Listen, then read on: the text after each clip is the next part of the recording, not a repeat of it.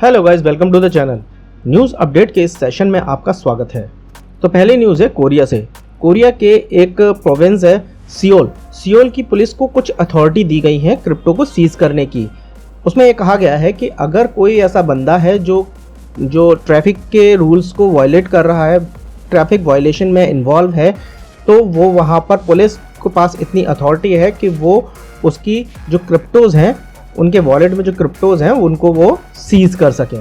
साथ ही इनके डिपार्टमेंट से कहा गया है कि अगर कोई ऐसा बंदा है जो क्रिप्टो में ट्रेड करता है और उसकी केवाईसी वगैरह कंप्लीट नहीं है, वो रूल्स एंड रेगुलेशंस के हिसाब से ट्रेड नहीं कर रहा है, तो पुलिस को ये अथॉरिटी दी जाती है कि उसके पास जो भी क्रिप्टोज़ हैं उनको वो सीज कर ले अगर वो ट्रैफिक वायलेशन में इन्वॉल्व मिलता है तो।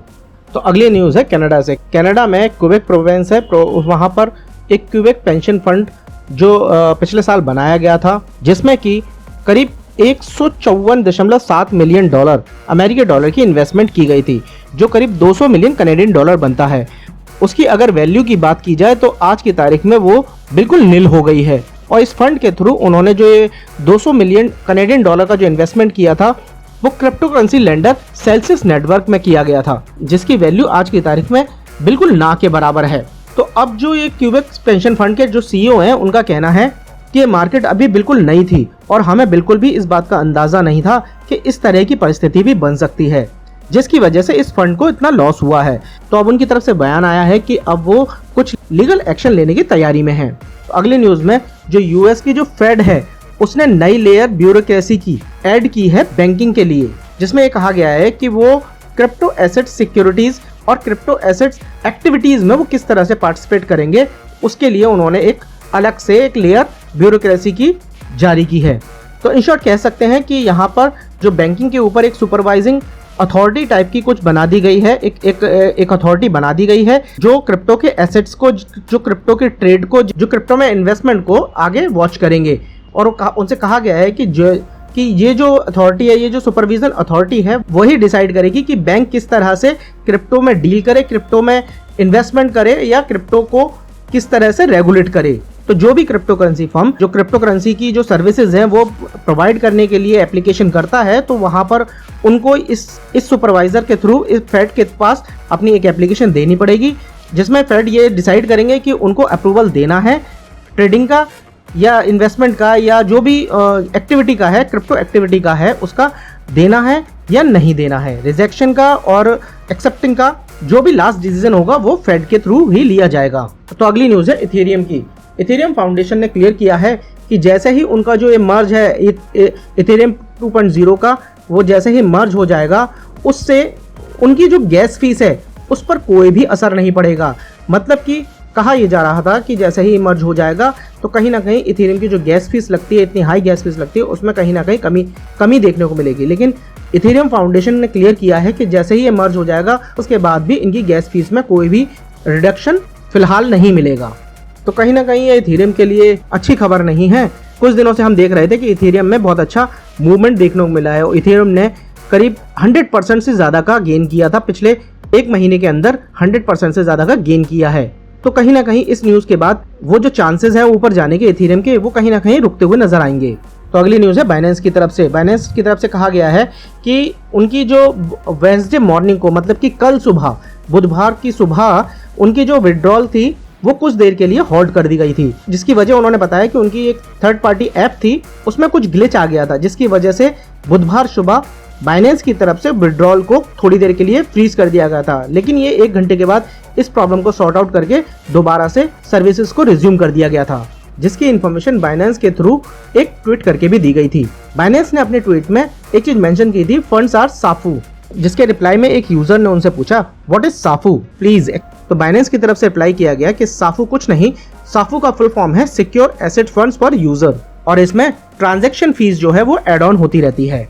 अब ये साफू फंड जो है उसकी अगर बात करें तो 29 जनवरी 2022 को इसकी जो वैल्यू थी वो $1 में $1 बिलियन थी, जिसका मतलब ये है कि अगर बाइनेंस पर किसी तरह का हैक होता है या कोई फंड चोरी होता है तो बाइनेंस के पास ये $1 बिलियन इस फंड में सेफ रहता है, जिससे वो अपने जो हैक हुआ है, हैक होकर जो लॉस होता है और लॉस की रिकवरी के लिए वो अपने कस्टमर्स को, अपने जो ट्रेडर्स हैं उनको इस फंड से रिलैक्स करने की, उनको ये फंड से उनके जो नुकसान हुआ है उसे पूरा करने की कोशिश करते हैं। दैट मीन्स कि अगर $1 बिलियन तक का अगर यूजर्स का नुकसान होता है किसी भी हैक के चलते, किसी भी मिस हैपनिंग के चलते, जिससे जो भी इस हैक के विक्टिम हैं उनको वो प्रोवाइड कराकर उनको वो फंड वापस कर सकें। अगली न्यूज़ की बात करें तो ब्लॉकचेन वीसी सीमा कैपिटल जो फंड है तो उन्होंने डेब्यू किया था पिछले साल 2021 में, तो उन्हें $200 मिलियन का वेब3 फंड मिला है। अब वो इस पैसे को छोटी छोटी कंपनियों में इन्वेस्ट करेंगे, छोटे छोटे जो डाओ हैं, डीफाई हैं, मेटावर्स है, इसके साथ साथ वो नए नए वेब3 के स्टार्टअप में भी इन्वेस्ट की प्लानिंग में हैं। तो कहीं ना कहीं कंपनीज इस तरह के फंड अरेंज करके वेब3, मेटावर्स, डीफाई और ब्लॉकचेन टेक्नोलॉजी की तरफ बढ़ रही हैं, इन्वेस्टमेंट कर रही हैं क्योंकि उन्हें इसमें अच्छा पोटेंशियल दिख रहा है। इसी के साथ साथ एक और फंड है कॉइन फंड, उसने भी $300 मिलियन का वेब3 वेंचर फंड है उसको लॉन्च किया है, और वो भी अर्ली स्टेज में जो वेंचर फर्म्स होंगी, चाहे वो डीफाई की हो, चाहे वो मेटावर्स की हो, चाहे वो गेमिंग की हो, चाहे वो डाओ की हो, किसी की भी हो, क्रिप्टो से रिलेटेड, ब्लॉकचेन से रिलेटेड, वेब3 से रिलेटेड जो भी प्रोजेक्ट होंगे जो शुरुआती फेज में हैं अपने, वो उनमें इन्वेस्ट करेंगे अच्छी कंपनीज में। तो अगली न्यूज़ है इंडिया से ही। इसमें इंडियन पुलिस ने जो बिटकनेक्ट के जो को फाउंडर थे सतीश कुंभानी, उसके खिलाफ जो इन्वेस्टिगेशन है वो शुरू कर दी है। इसके साथ ही यूएस की जो SEC है वो भी इस बिटकनेक्ट को फाउंडर के पीछे पड़ी हुई है, जिसकी वजह है इंडिया में भी अभी पुणे में रिसेंटली एक केस हुआ था जिसमें इंडियन पुलिस के द्वारा कहा गया है कि उसने 220 बिटकॉइन ऐसे थे जो बिटकनेक्ट में लैंडिंग के लिए दे रखे थे, जिससे उनको उसके ऊपर प्रॉफिट मिलना था।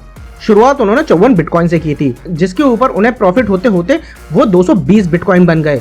देन अभी रिसेंटली कहा गया है कि वो सारा पैसा लेके भाग गए हैं, मतलब कि ये टोटली एक स्कैम था। तो अब यूएस SEC के साथ इंडियन पुलिस भी उस बंदे के पीछे पड़ गई है।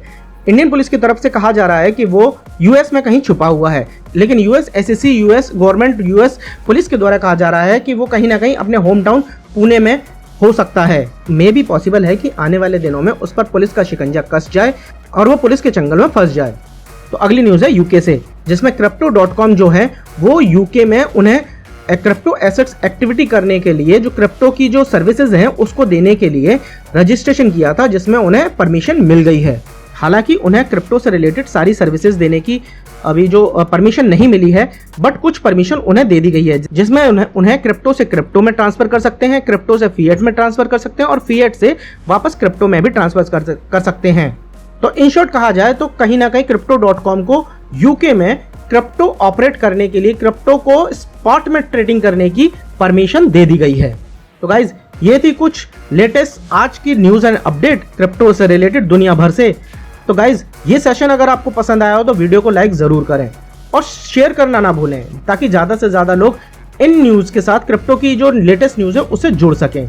तो गाइज आज के लिए इतना ही, मिलते हैं फिर किसी नेक्स्ट वीडियो में। Thank you.